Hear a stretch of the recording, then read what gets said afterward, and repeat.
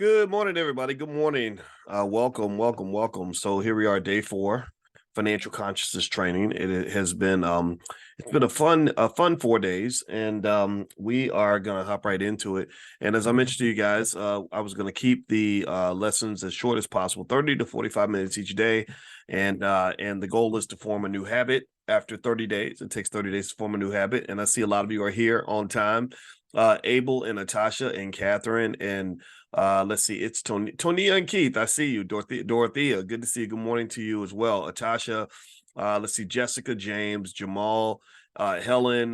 There are a lot of you. Josephine, Lillian. Wow, you all get up in the morning. That is so good. That is so good. Yeah, I had to peel myself out of the bed because I got up at my wife started a boot camp for fitness where she has to be there at 5 a.m. And she was like, Boyce, you want to do the boot camp with me? I said, no. I said, but what I will do is I will get up with you and leave the house with you at 4:30 in the morning to go to the gym. So I got up and went to the gym, but then I got back and I was exhausted. And we were also checking out just this interesting interview with that comedian Cat Williams, and my wife was pretty enthusiastic about it. So I think later on today, she and I might kind of do a breakdown of it. You know, she has a lot to say about it. So anyway, Justin Pender, good to see you. And all right, so let me go ahead and I'm going to go ahead and share my screen in a second. If you have a question, put your question in the Q&A section, and what we're going to do is about 20 minutes of lecture, and then we'll do about maybe 15-20 minutes of Q&A, and then we will bounce out and we will meet again tomorrow morning. Don't forget, if you want to see all the recordings, if you have to miss sessions or something like that, that's okay. You can get all the recordings of everything if you go to drboyceelevate.com. That's drboyceelevate.com, and all that stuff would be there, and we can and you can just have it. You can have it for life. It's all yours.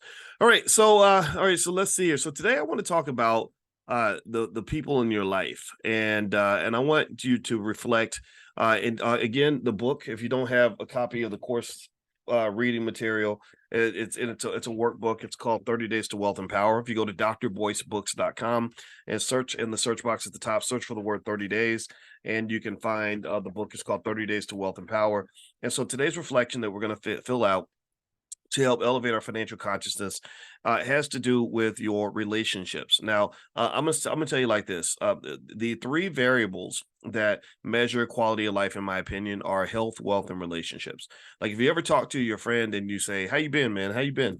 And they'll usually talk about, if they have a major health issue, they'll talk about that. Like if they say, you know, I had surgery, or I got cancer, or unfortunately, or something like that. They'll talk about that. And if they got a new job or a new business, they'll say, "Oh yeah, I just started this new job and blah blah blah. We moved to Seattle before, to work at this such and such company," because we spend most of our time. If you reflect on where we spend a big chunk of our time, we spend probably about half of our waking hours. If we have a regular job for, let's say, 30, 40 years, we spend about half of our waking hours on earth, maybe 40 to 50% at the job, right? So half of our lives are spent on the corporate plantation, which may or may not be a waste of time depending on how you look at it. And then also relationships, right? So if the person has children, they'll say, "Oh yeah, my kids, my oldest just started college," or if they just got married or something like that, they'll say, "Yeah, I just got married," or if it's on, a divorce or something, "Yeah, I just got a divorce." And so basically, when I try to figure out my life, right? I try to figure out if I'm happy or if I'm not happy. I do an inventory, and I go to those three areas. I go to health, wealth, and relationships, and I say, okay, how's my physical and mental health? How is my financial wealth? How are my relationships with other people, my wife, kids, stuff like that? And then that gives me a pretty good idea of what's right and what's wrong in my life, and how I feel about it in the moment. So that's what sort of centers today's financial reflection, because we're going to talk about some of your wonderful friends and your trifling friends that may be helping or holding you back financially. And so what I want to do is for our day 4 reflection, the question you're going to answer inside the book is, who in your life do you consider to be financially helpful to you? If so, why? If you can't name anyone, why not? And the reason I put this reflection in here is because wealth is a team sport. a lot of people, when they talk about what's going on financially and they give these statistics in these newspaper articles every day, and they say the average American can't afford an apartment anymore. Well, they're usually talking about people working individually, or they say, the cost of a car has gone up, or wages are not that high. They're usually thinking about things sort of being done in a solo context. And now I'm not here to tell anybody what to do, or as far as their personal relationships, but money is easier to acquire when you're working together as a team. If you have I saw a lady who did an interview the other day, and she was talking about the stereotype of the strong black woman. And one thing that she said is, she said a lot of she said, I wish men would sometimes consider the value of having the quote unquote strong black woman in your life. She said, we work hard, we're tough, we can start businesses, we can help you get to the next level financially. Now the other part of it, though, obviously, is that there's a reason when somebody's strong, there's a reason they became strong. And a lot of times the strength comes from trauma, right? Let me know if you know what I'm talking about. Like, sometimes you become strong because you went through some horrible experiences. And I personally think the best approach in life is to try to heal from your trauma, so that in the midst of your strength, people can also see your kindness, softness, and vulnerability, right? Because if you show up and you're just as strong as me, and you're just, you have a lot of assertive energy because you're strong, that's gonna kind of be tough, right, for me as a man, because I also have assertive energy. And if I see you as another competitor, then it may cause conflict, right? And that's one of the things that I think has to be addressed in the relationships. But I do think overall that you should think of your relationships as an investment. You should think of your romantic relationships as an investment. You should think of your friendships as an investment, as assets to be managed, just like any other financial asset. I can analyze relationships the same way you analyze a portfolio. Literally, you can literally everything from portfolio theory that we learned in finance on how to assess a stock and which assets you want to invest in or not invest in. You can apply that to friendships and relationships. So let me explain. If I have a portfolio of stocks, all those stocks are different. All those are different companies that all have different businesses and industries and different relationships to each other. They call those correlations. And then I might have other investments too, like real estate or small business or things like that. Well, when I'm deciding what my next investment is going to be, I'm not going to do that in a vacuum. The way portfolio theory actually works is, it says that if you're choosing what your next investment is, you don't just look at whether or not you think it's going to make money. What you have to also look at is how that new investment interacts with all the other investments you've already made. Does that complement what you already have in place? Does that take away from what you have in place? Is that redundant to what you already have? And I think that when you're talking about investing, I don't hear enough people really discuss that literally a driving force behind whether or not you take on a new stock or new real estate or whatever should be, what are you already doing? What are you already invested in? How does this fit with what you already have? So that's similar to family and relationships. When I married my wife, I could not pick my wife in a vacuum. I couldn't just go out and find the prettiest lady that I liked and then just say, okay, this is my wife now. I had to see, how does she interact with everybody else in my life? How does she relate to my friends? How does she connect to my mother when she's around my sister? How do they get along? And so as I saw my wife interacting with all these different people, it strengthened the case for her to be my wife, because her and my sister are like siblings. They really love each other. She gets along well with my friends. She's a great person to have in a lot of contexts. And then also we work together in terms of business. And so ultimately what I would say to you is, when you're thinking about these relationships and whether they benefit you, I would think of it in that same sort of way, like you're adding to your portfolio, or sometimes you sell an asset. Sometimes you have to remove somebody from your life. Sometimes let me know if you know what I'm talking about. Sometimes you got people that have to go, right? That because they're not helpful. And another analogy would be, when a doctor gives you medication, they don't give you medication in a vacuum. They look at what medications you're already on. They look at what you're allergic to, things like that. And based on what you're already taking, that's how they decide what you can take next, right? So the same thing is true, I think, with financially helpful relationships. So I would encourage you to sort of write down just some of the assets in your life, just people that you either have relationships with already or people where you'd want to strengthen the relationships. Maybe you have a relative, a sibling, a cousin, a friend that is good with business, and you say, I do this every year. I kid you not. I did this week where there was one buddy I have out of Detroit. His name's Ken Harris. He's the president of the National Business League, and there were some things I was trying to figure out how to get done.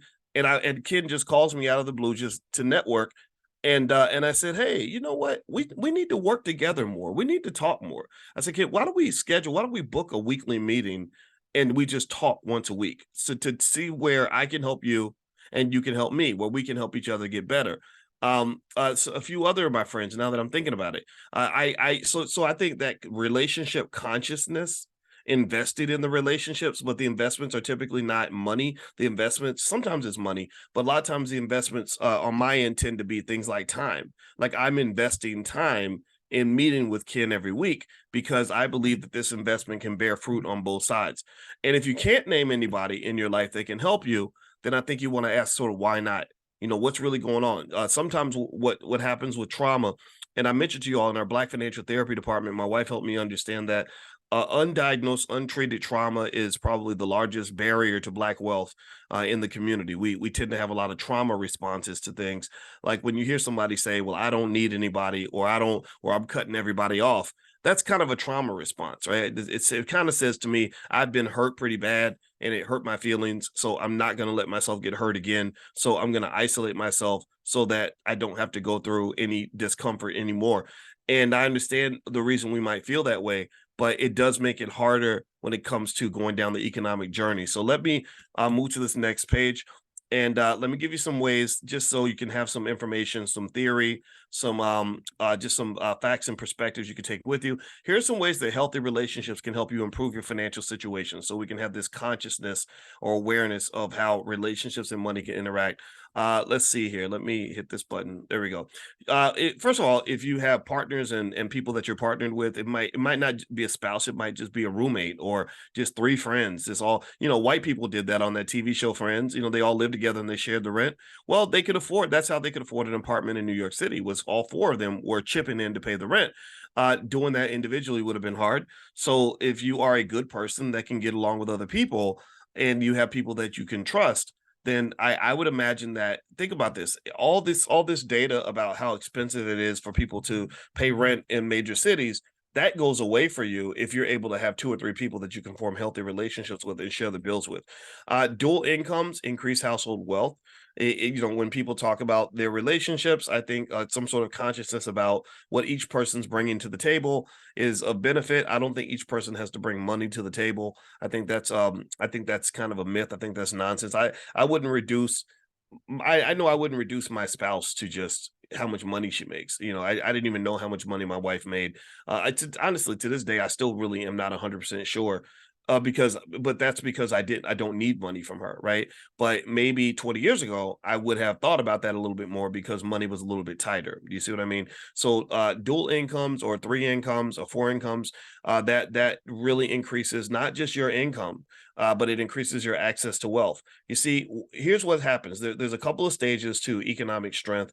First stage is when you're playing strugglenomics. Strugglenomics is when you're just trying to get the basic needs met. You're trying to have enough food. You're trying to have a roof over your head. You're trying to have a car, gas, whatever other expenses might occur in life. That's stage one. Stage two is where you have a surplus. Stage two is where you actually have real income. See, a lot of Americans don't even have any income. They don't have any income because for most corporations, income is measured as revenue minus expenses. So if the money you make is exactly the same as the money you spend every month, then your income is effectively zero. For some people, their incomes are negative. So, in order to have a chance to have wealth, you have to have income. Just like a corporation has to have net income. And what they do with the net income is they put that money into what they call retained earnings, or they just stack it in the bank. Like Apple has $166 billion in cash because they've got this massive surplus. Well, that surplus, that becomes your wealth. So, when you have multiple people bringing in multiple incomes, you can move past stage one of strugglenomics and move into stage two of powernomics. Powernomics is where you're actually accumulating that nest egg that can allow you to get things done, to handle emergencies, to own property, whatever it is you're trying to do. So getting to that stage as soon as possible is really important, but then also being conscious of the different stages and what it means when you're there, I think goes a long way. Another way you're able to do well with wealth being a team sport is to go back to things that we talk about here, like the $5, $10 a day investment plan. Really, the way wealth is supposed to work, in my opinion, is, or at least in the B1 culture anyway, because we're the most economically intelligent culture on the planet. In the B1 culture, the B1 way of building wealth is that the child doesn't even have to build their first go past stage one on their own. The parent does it for them, right? So you got that little child, or you're the grandparents that love you. They start investing for you consistently. That $1, $2, $300 a month, whatever it is, in the S&P 500. By the time the child gets to the point where they're playing the economic game, by the time they're competing with others economically, they're already way ahead of the game. They're already past the strugglenomic stage and have moved into the powernomic stage. Another thing about this dual income statement is that incomes don't have to be dual. You can have three, four, five, six, seven incomes in the same household. Look at other cultures. Look at what, I'm going to go ahead and stereotype the Mexican culture, but has anybody ever seen, when some people come from other countries and they'll have 10, 15 people in the same house? Right. And they do that because they're trying to get past the strugglenomic stage so they can then have an actual income and a surplus, which allows them to move to the powernomic stage. And I heard a great story about like people wonder, like, why is it in Detroit that you have this city that's so black, but yet so much of the property and wealth and everything is owned by other people? Like, I think 95% of all, 95, 96% of the gas stations in Detroit are owned by other people, and a lot of them immigrants from other countries. Well, I saw one Indian family and how they got to where they owned 8 gas stations. So it was real basic, real straightforward. They saved their money, bought a gas station. Everybody worked in the gas station, so they got their capital and their labor from the same source. And once they made the gas station profitable, they took the surplus money, put it into another gas station, and another one, and another one, and another one. And the family, everybody that worked at the gas stations was basically people in the family. Now they run 8 gas stations and make $30 million a year. This was a regular family with regular resources like everybody else. They just found a way to jump the fence and go from strugglenomics to powernomics, and now they're very, very wealthy. So keep that in mind. One other thought that came to mind. I had another thought, but I'm going to keep going because sometimes my thoughts just come to me and I start talking and I end up going over there when I really want to stay over here. All right, so another thing, if you have other people, other good relationships around you that can help you grow wealth, good, healthy people, emotionally healthy people who are positive and want to give you emotional support, that can foster growth in your career or your business or whatever. A lot of it really comes down to, think about it like this. Investing always involves risk. No matter what kind of investing you do, there's always a risk component attached to it. 99 times out of 100, there's a risk involved. If you become an investor, you're going to lose money at some point. And this is why financial psychology is so important, because if you can't tolerate losing money, then you probably won't have the opportunity to ever make money. Scared money don't make money. You've known this your whole entire life. So what happens is that when you face a risk, you're trying to climb this mountain, and you're looking up and you're looking down. You're looking at all the great things that could happen if you succeed, and then you're looking at all the bad things that could happen if you fail. Well, traumatized people tend to see the failure before they see the success. Traumatized people tend to see the fear before they see the possibilities. So effectively, when you are a traumatized person, like a lot of us are, and you're surrounded by other traumatized people, then those traumatized people are going to give you a trauma response when you tell them you want to do something very risky and very big. So you say, I want to go start a company that's going to make $10 million a year. You're unfortunately, if you have the wrong people around you, they're gonna say, well, how can you do that? You don't have any money. How can you do this? You don't have any assets. How can you do this? You don't have what you need. You don't have any experience. You're gonna fail. You're gonna lose your job. You're gonna be homeless, right? And they fill your head up with all these crazy negative things. And it's not that the statements aren't true. That's the hard part, right? They'll say these things because they think they're helping you. Like, they say these things because they love you, which is just the craziest part of it all, right? They're just like, oh, I'm only saying this because I care about you. Yeah, well, if you care about me, then you'll help me solve the problem. If you care about me, you're not just going to tell me why I am going to fail. You're going to tell me how I can be successful, right? And this requires a type of emotional consciousness that not everybody has. Not everybody has a big enough vision to withhold or to understand the size of your vision. And again, when that vision comes to you, that is your vision that belongs to you, and other people may not understand it. There's a time when Elon Musk talked about building rockets, and he had no rocket money. And he'd never built a rocket. So people are like, how are you going to build a rocket and you ain't got no money and you've never done this before? He said, don't worry, I'll figure it out. Right. And that to me is good old fashioned faith. And if we have anything in our community, we have plenty of faith. Faith is an asset if it's applied in the right way. Right. A lot of us grew up in the church.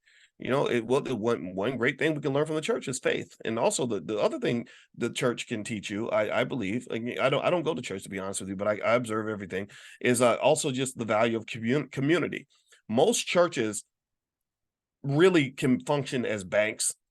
Churches can function as massive wealth accumulators at an epic level. I'm going to go speak at a church in Cincinnati in a couple months, and I have so much respect for the vision. It's one of the students in our Prime program.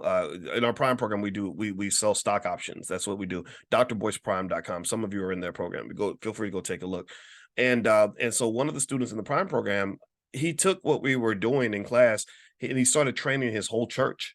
And now his whole church is like heavily invested in all this passive income that they're making from selling stock options. And I'm going to go speak at the church. And I just said, I love what you're doing, because this is the power of the church. And this is not new. There's nothing new or just insanely radical about this. The Mormon church, secretly, there was a big Wall Street Journal article about how the Mormon church secretly accumulated $100 billion in assets that nobody knew about. They just had this, look it up. They literally, because they saw the power of that church community as a wealth building mechanism, and they still, they still worship God and everything. They still do what they're supposed to do. It's not like they're doing, they're doing a bunch of shady stuff. They literally had $100 billion in assets. So you can't go and tell the Mormons nothing. They're sitting on plenty of wealth, and it wasn't always like that. When they first started Utah and Salt Lake City and went out west, there was nothing there. There was no wealth there. There's no assets there. They built all that by working together, right? So these relationships are extremely important. That's one of your great assets. Networking opportunities can come through your partner's connections. If you are not a good networker, well, then maybe having a partner or people in your life who are good networkers, or hiring people in your company who are good networkers, is a good way to complement what you do, right? Networking. I've seen people who have great networks who are able to get a lot of things done very easily because they have good relationships. In fact, in business at a high level, it's interesting. I learned the hard way that a person with the right relationships can get things done easily that other people find hard. Right. The world is not a meritocracy. People tend to do business with who they have relationships with. All right. So let's keep going here. Joint investments lead to greater returns. So, and also what they call risk sharing. So if you're able to get together with that family investment club, which, by the way, I'm trying to think. I know in the Black Business School we have, I think in Black Money 101, blackmoney101.com, there's a training in there, how to start a family investment club. I would encourage everybody to start an investment club with your relatives, because that is a great way to build wealth. It's also a great way to build a community with each other and connect with each other, and to sort of go on this economic journey in a way where you're not doing it alone, and you have a place you can bring your problems and solve problems together. And if you don't have a community, if you don't have a family that you're looking for, that was why we created the All Black National Convention. The All Black National Convention this year is going to be in Chicago in November. And in allblacknationalconvention.com, that's the URL you can go to if you want to see what we do there. The convention, and believe me when I tell you, that convention, it's tough to have that convention every year, because we don't have corporate sponsorship and all that. It's very expensive. We did not make a profit. We lost probably about $100,000 at the last convention, but I keep doing it because I feel like we need this. Like, we need spaces where we can get together with other like-minded people and really form these relationships that are going to help us get things done.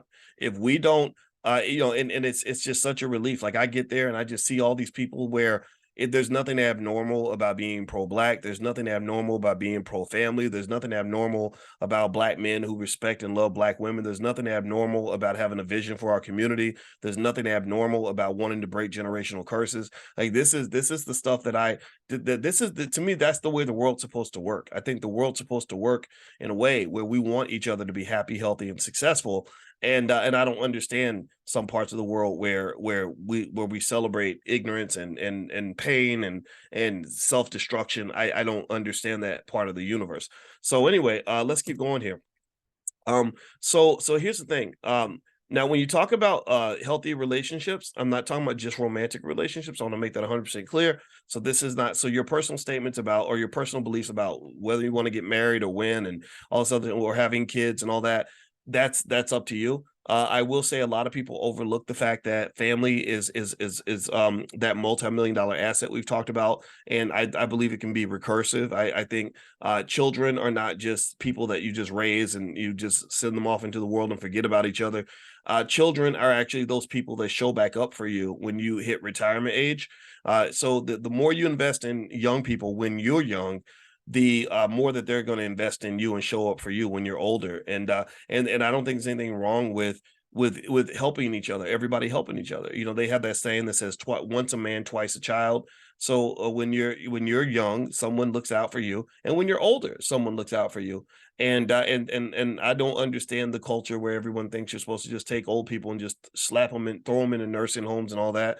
My parents let me know that they don't want to be in a nursing home. And I said, you never will be. We're gonna get, people to take care of you inside the house so you can grow old and die in the place that you feel most comfortable. And I personally felt like that was what we're supposed to do, right? So I don't understand this thing that says that you're a bad parent if you let your children help you. I think that it's a matter of timing though, right? If I'm you know overwhelming my 20-year-old with my problems, and my 20-year-old can't grow and can't live, can't have a life because they're taking care of me, that's a tough situation. That's not fair to him or her. But if that 20-year-old is now 45 and they're making, six figures because I've invested in them their whole life and helped them get a good education and become successful, then yeah, maybe it's time to have a change in the guard. And now that's tough though. They have what they have a study about this where they call this the people between the ages of say 40 and 55 ish.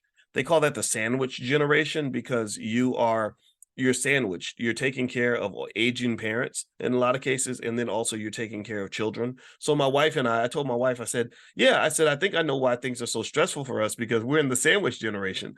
We got to take care of these little badass kids, and we've got parents that need our help. So it takes a lot of focus and commitment, and we're doing it and we love it, but it's a responsibility. Everybody has a role to play. All right, so let's keep going here. All right, so here's just little tips. My wife is a relationship therapist, so if you ever want specialized help from her, her website is coachingwithdralicia.com. That's coachingwithdralicia.com. I want to mention that in case you want to go talk to her. But here are some just basic tips on how to have healthy relationships with pretty much anybody. And here's the other thing too. This is a little wealth hack. I don't believe people that get relationship therapy should just get it for romantic relationships. I think that a therapist is a good investment for any relationship you have that is valuable to you, especially those that are financially beneficial. So if I was like a rapper and I started a rap group and we became really successful and started making a whole lot of money, and I want to be financially conscious because that's what this whole training is all about. This class is about financial consciousness. My financial consciousness would say, okay, now I've got the goose that's laying the golden eggs, right? We're going to concert arenas, we're filling up the place, we're making insane amounts of money. Now, my next objective is to go to step 4 of the wealth building process that Dr. Watkins might have talked to me about, which is to protect the wealth that you have. The 4 steps are gain a consciousness of where the money's located, put together a plan to go get the money. Number 3 is to work the plan. You have to execute. Number 4 is after you've executed the plan and you've accumulated wealth, you have to protect the wealth, right? So I would say, okay, now we're at step 4 because we're rich entertainers. We're not struggling young artists anymore. We're wealthy, and now we have to protect what we built. So one way I would protect that wealth is I would get together with my other group members and say, why don't we hire a therapist to be with us in case we have a problem, in case we have a disagreement or an issue, or we have grievances we have to address with each other. So the therapist can help us to address those grievances in a way that's not going to burn the house down, because billions of dollars have been lost from musical groups that the Ghetto Boys, 3 6 Mafia, etc., that could be touring right now and making millions of dollars, but they're not because the group members couldn't get along. They started fighting. Maybe they let things in, like they let drugs in, or ego comes into play, right? I've seen that. I've seen that in business where when you're not making any money, everybody's friends. It's like, oh yeah, I'll give you 50%, like because it's all imaginary money, right? So everybody's very generous. But when it's real money, you really have $1 million in the bank and you're really trying to decide who should get what out of that $1 million, then suddenly things get a little bit edgy, and you start to see personalities shift just right in front of you. Money itself is a drug. Professor Andrew Lowe at MIT did a study, and he basically showed that money affects the same region of your brain as cocaine. So literally, money is a drug. So if you think that people act crazy and weird and different when they're making money versus when they don't have any money, you're absolutely correct, because money is a drug. Money will affect how people behave, the amount of confidence they have. Studies show that men feel more confident and more attractive when they have money. Women are more attracted to men when they have money. Women feel better and more secure when they have money. They feel horrifically insecure when the finances are not right. And so really, all these dynamics are coming into play. And so while all these things are changing, these variables are shifting in front of you. You have to find a way to keep the ship together, or you'll end up losing the golden goose. Think about how many times you've heard about groups where they were, these humble little kids, and then they became famous, and then suddenly somebody wants to go solo, and another person says, "Well, I should really be the star." The only reason Destiny's Child was formed was because Matthew wanted to make Beyonce into a big shot, and then now Beyonce's like, "Well, I'm the star. I should be solo." Whatever, right? You get all these dynamics, and they happen all the time, right? So effectively, when you are starting your business and that is your music group, so to speak, you got to find a way to keep that group together, especially if it's a winning team. Because if you don't, then you may end up losing, tremendous opportunities. Even in sports, the Dallas Cowboys were never haven't been better. They were never better than they were in the early to mid 1990s, where they were winning a lot of Super Bowls. They were really good in the 70s. I think they were better in the 1990s. And then egos kicked in, and suddenly the team broke up. Kobe and Shaq were winning championships with the Lakers. Things happen, and next thing you know, they're playing in different teams, or they're playing, separate from each other. The Chicago Bulls were winning one championship after another, and they could have kept winning championships. They wanted to keep playing, but the team couldn't stay together for various reasons, and then the Bulls became just another basketball team. So when you get that Chicago Bulls moment in your life, most of you will, or when you have that business idea that just pops off and it just works really well, I encourage you to really be conscious of how you present yourself to the team, what kind of team member you are. I encourage you to be careful about letting what I consider to be the most toxic emotions enter into the fray, like fear and greed and jealousy and all that. When I do business, and again, I don't have it perfect. We all make mistakes, but when I do business and things go well, I literally remind myself to not be greedy. I try to remind myself to have mindfulness and to say, yeah, he's getting 52% of the money when maybe he only deserves 35%, but I'm not going to argue with this person over this money, because maintaining this relationship is more important to me than getting that extra 10% or whatever it is that I think that I'm owed, right? And of course that requires some balance, right? You can't do bad business and end up in a horrible situation, but I think really learning how you count your blessings goes a long way. All right. Number two, appreciate and acknowledge others' efforts. When you have a team member, I think being a cheerful team member is good. I try to. My family is my number one team. That is they are my Jackson Five. That's my crew, and these are not my biological kids. I get the honor of being their bonus dad, and I really love it because I love mentoring Black youth, and I just think the world of these kids, and also I feel honored to have an opportunity to be the head of the household and to be able to have an influence on them. So my goal with my mindfulness exercise, my financial and personal consciousness is each day I see that as an opportunity for me to say something or do something that's going to be impactful on their lives, right? So what I try my best to do is to acknowledge the good in who they are, right? Acknowledge their talents, right? Say something positive, say something uplifting, and or I don't know, like even today, the baby needed to go to the dentist, and they were like, "Who's going to take the baby to the dentist?" And everybody's like, "I'm busy. I got stuff to do," and blah blah blah. And I was like, "I want to do it. I want to do it. I want to take her to the dentist." And why? Well, because that's another opportunity for me to be a good teammate, and to play my part, right? And I think that this mindset in families is something. It's something that can be trained, right? It's something that can be trained in everybody, right? Because if you have a family where everybody is really trying their best to be a good teammate, then you're gonna have a great team. If everybody's trying to, it's like in basketball, if everybody's diving for loose balls and playing hard defense and busting their butts and getting out here and helping each other out, and nobody's selfish, everybody wants to win, then you're gonna have a great team. And so I think with family, I think that sort of teaching those values can go a long way. Let's keep going. Respect boundaries and personal differences.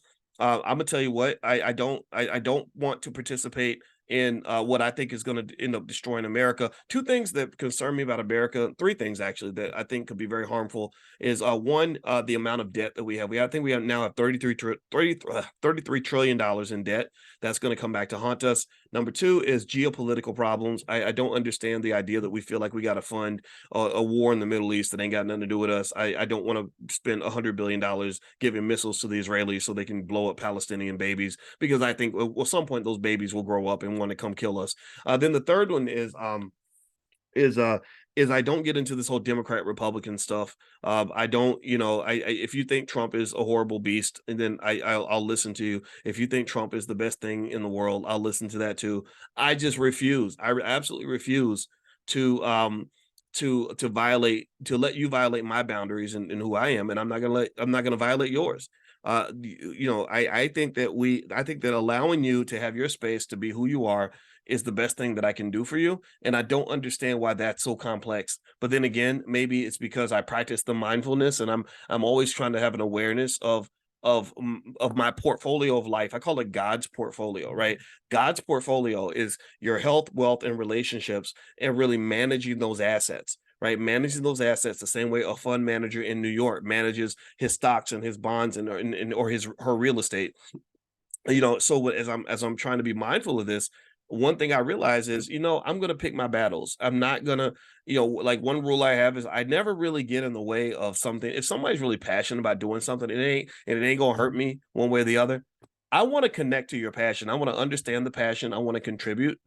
Like our little one, she's passionate about dance, and she'll come in and she'll just start talking about dance and get excited about it and tell me stuff. And I'll be like, really? Oh my God. Wow. That's crazy. And honestly, dance doesn't do it for me, right? But it does it for her, right? And I know that the best way for us to energize each other is for me to try my best to really internalize what she's saying, or we're watching the show on Disney called Percy Jackson, which really is just it's really Clash of the Titans. Like, if you saw Clash of the Titans in the 1980s, Percy Jackson is the new version of Clash of the Titans.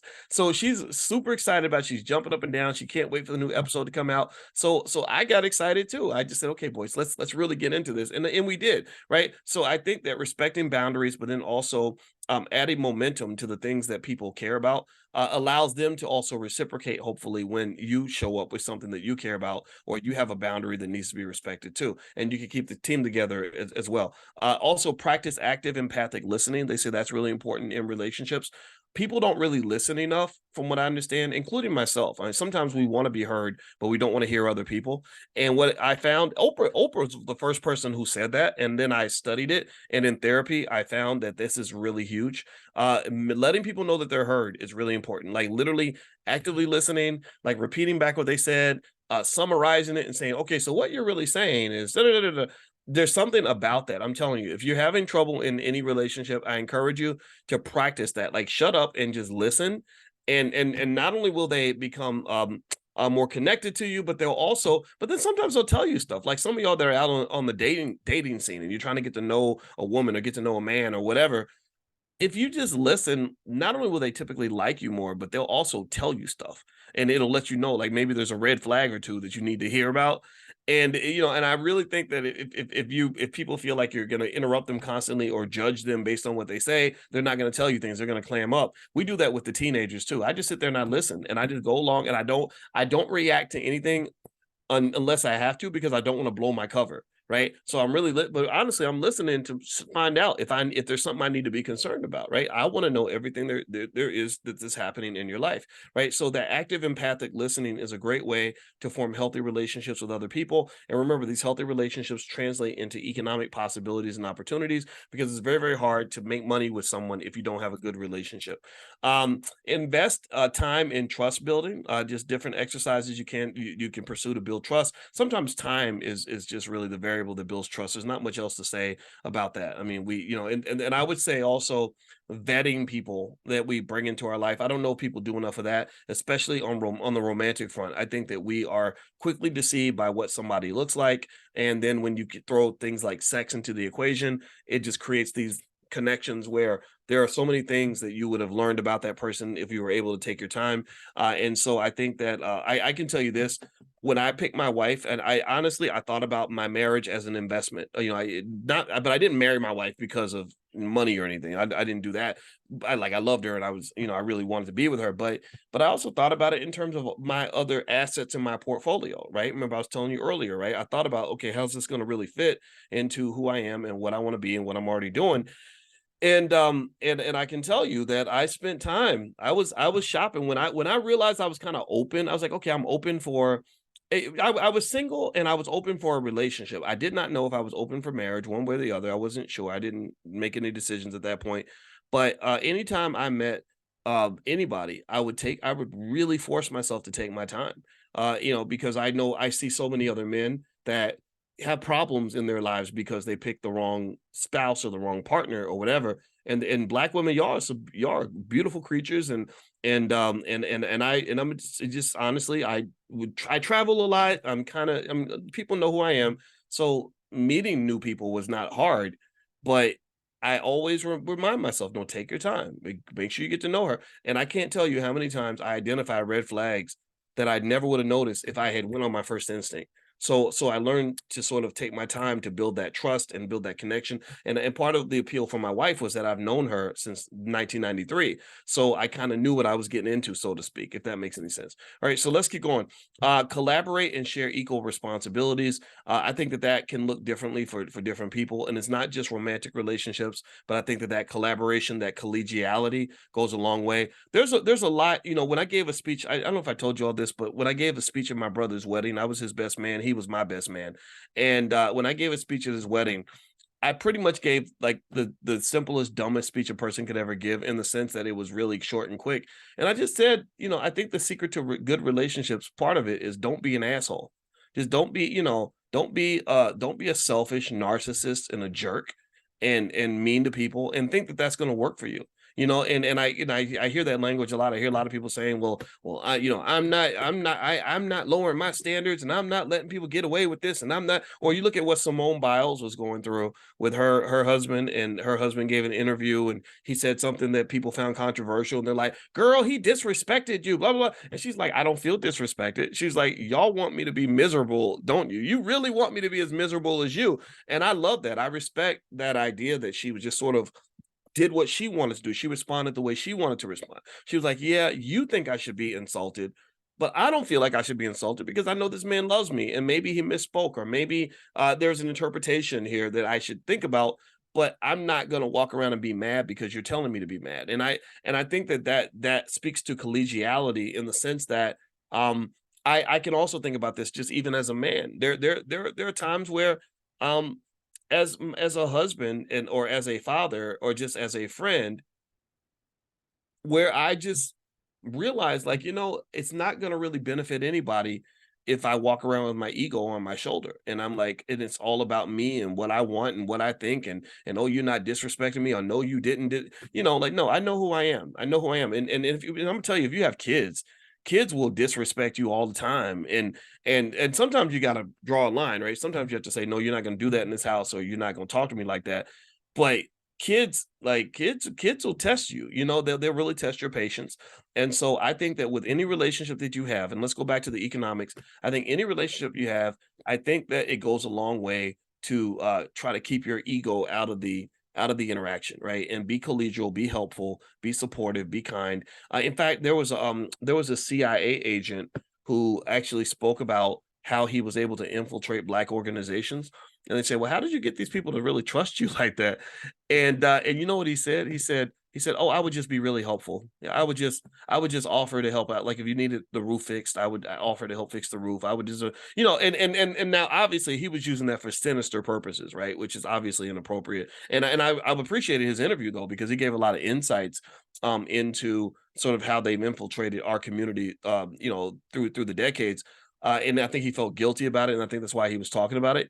But it really spoke also to the fact that if your goal is to connect with other people and you're doing it for benevolent purposes, not malevolent, you're not trying to hurt anybody, you're trying to be helpful. Well, just be a good person, right? I think that is a skill, that's a practice. I talked to our youngest about that. I said, yeah, I said, if you ever go into a place and you don't have any friends, just go up to somebody and smile and give them a compliment. I said even an evil person will appreciate a compliment, and they'll want even an evil person will want to be your friend. But don't show up with that negative energy because that's not going to get you what you want. And it worked. She tried it, it worked. She liked it. So anyway, all right. So let me answer a few of your questions. Then we're going to head on out. We've been in here 45 minutes, and I told you 45 minutes was about the goal. And so I'm going to answer a couple of your questions. Let's see here. Someone says, "What's the blueprint to start a loved one's investment club where friends and family can pull their money together?" Well, let's see here. So, like I said, at blackmoney101.com, we do have some stuff there on investment clubs. Generally speaking, uh, the main thing about forming a family investment club is that you should not operate it as like a mutual fund. You have to have everybody vote on all the decisions that are made, and there has to be good information and transparency, right? So when you're pulling the money together, especially you're dealing with other people's money and stuff, don't put the wrong person in charge of the money. A lot of us will have a relative that's really good with accounting and keeping track of things. Like that's the person that should be in charge of the money and setting up the bank accounts and everything. But there should be transparency so everybody can see how much money is there at any given time. And then maybe you want to put a time limit on it. Like you might tell everybody, okay, this is the minimum amount that everybody contributes, and you have to do this for at least a year, right? So that way you don't have to deal with a lot of chaos where somebody gets in and over their head, and then a month later they're like, I need my money back because I can't, whatever. Like no, I would get everybody to agree to give you enough time for the investments to materialize. You have to vote on everything. You can't have one person making all the decisions. But remember, it's not just about the money, because you can really honestly you can do a lot of investing on your own, right? It's not just about the money, it's also the synergies and the fellowship, and investment clubs are great ways to connect with others in your family. Like that's how you'd be amazed how much you keep up with your relatives if you're doing business with them, as opposed to if you're all going to work every day and you don't see each other for once every 6 to 8 months or something. um let's see here. The other reason that investment clubs are beneficial is that you're benefiting from each other's expertise, each other's connections, right? So if you remember, it takes three C's to form an economy. The three C's of an economy, you can write this down, are the capital, contractors, and customers. Capital, contractors, and customers. So your capital is your capital base. That's your asset that you're going to use to make money. Your contractors are the labor. That's the people who are actually doing the work to work the capital, work the fields, or whatever, make the donuts, whatever. And then there's the customers. Once you make a product, you need to sell it to somebody so you can get that markup, and that's how you end up making money. And you rinse and repeat, and that's how people become millionaires and billionaires in this country. And so, effectively, or if you even think about during slavery, that was how we Black people made America so rich.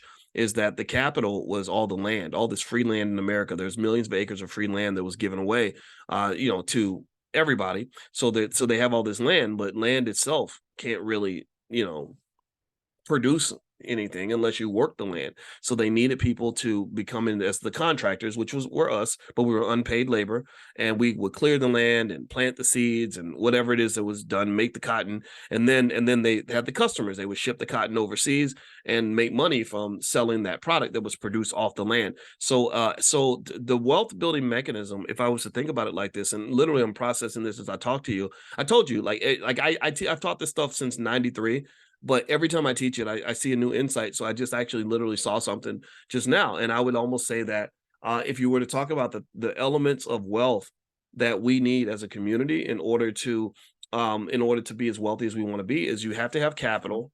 You have to have something that you're making money from. And for many of us, the capital we have is our labor, or maybe our education, or our free time, or sometimes our bodies. Right, black bodies are a form of capital, but there's other types of capital that are better, like the ownership of stocks and bonds, real estate, a small business, whatever. Right, so if you have capital and you have people that can actually work that labor, or do the labor to add value to the capital, and then you have to have a customer. If you have a customer, then you can sell whatever you're making to somebody else. Okay, so I'm gonna answer a couple more questions. Okay, someone asked if I could pull up that second slide again. Okay, I'll pull it up again. Now, by the way, if you want to see the slides and have these slides and everything for life, just go to drboyceelevate.com. And when you log in, every lecture we do is going to be there, and you can have it. It's all yours for life. So feel free to take it, share it, do what you want with it, share it with your family, all that good stuff. So I'm gonna leave that up there while I answer a couple more questions. Another question was, when is the convention? The convention is going to be in November in Chicago, and we know where. I think that Shar, the event planner, says she found a hotel out near. It's not Chicago, the center of Chicago. It's like a suburb, and I can't remember which suburb it is, but it's one of the suburbs. It's like maybe 45 minutes away from Chicago, because the center of Chicago would just be way too expensive for everybody. So we decided to move it out. And what I'll do is I'll get the date and share it with you as soon as we get it. We negotiate like this. I know a lot of conferences, they know their exact date years in advance and all that. We do it this way because we're trying to actually keep the cost down. Because I told you all, like, the convention is not a big money grab. It's literally it makes money for the community, meaning like the vendors make money and stuff like that. But we personally don't. We personally did not make money from this last convention, and I just don't want to. And I don't want to have a whole bunch of dumb corporate sponsors controlling what we're doing, because I want it to be something that is independent and sustainable for the community. I don't want something that is guided and controlled by other people. So far so good. We've done 8 of them, and we're going to keep doing them, and we're not going to stop, because connecting with each other is extremely important as we're sort of entering into that next stage of the Black economic revolution. All right, so let me answer a couple more questions here. All right, so I'm gonna pull this slide down. Okay. Can you please share the written text you supplied in the class this morning? Okay. Yeah, sure, Rachel. I just threw up the slide on the screen. I hope that was enough. And like I said, if you go to drboyceelevate.com, all these slides are listed in there as well. So you can pick them up there as well. Let's see. Taquana says, how can I begin a new stock account? How do I begin to invest? How much do you start investing with? Okay. Those are heavy questions. There's a lot there. We have a stock market investing mini class. I don't have the link for it, but I can send the link. Actually, you know what? Text text the word morning. I think the word is morning to 89748.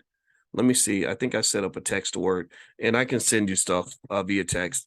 Let's see. If you text the word, let me make sure that's one of the text words. Somebody try it out. Because somebody pull out their phone and text the word morning, MORNING, and to 89748, and let me know if it works. Because that's the text word I think that we picked. And I'm gonna look in the chat, and as soon as I see a yes, it works, then it works. Okay, thank you, Khaleesi. I appreciate that. Khaleesi, that's from Game of Thrones. Cool. Yeah, so do that, and what I'll do is I'll find something. I'll send you guys out some stuff via text. I meant to mention that earlier. So and you are welcome, Calvin. Thank you for the kind words. I appreciate that. Okay, so we are done for today. So I will see you all tomorrow morning at 10 a.m. Eastern. And this we'll be doing day 5. So 5 down, 26 to go. How crazy is that? I've never done a class every single day, but I'm enjoying it so far.